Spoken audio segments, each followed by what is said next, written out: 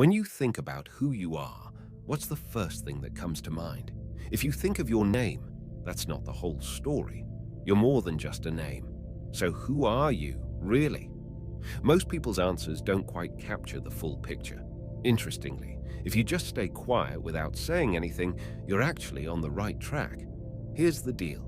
We often describe ourselves based on things like our thoughts, beliefs, and life's challenges. For example, if I asked you to tell me about yourself, you might talk about your age, where you're from, or your job. But it's important to understand that you're more than these external labels.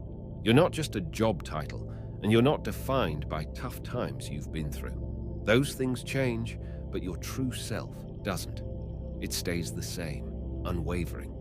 Let me explain this in simpler terms to help you grasp your real identity.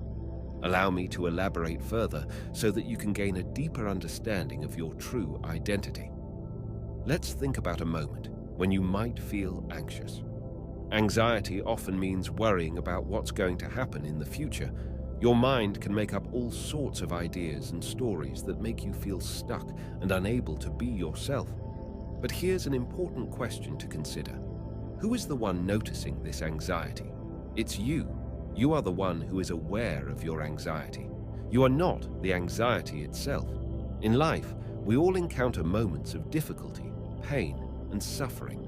It might be anxiety about the future, overthinking, or just the general stress of daily life. But there's a profound realization that can change how you perceive and navigate these challenges. Consider this.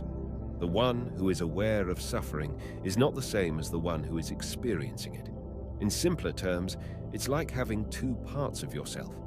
One part goes through the tough time, while the other part watches and understands what's happening.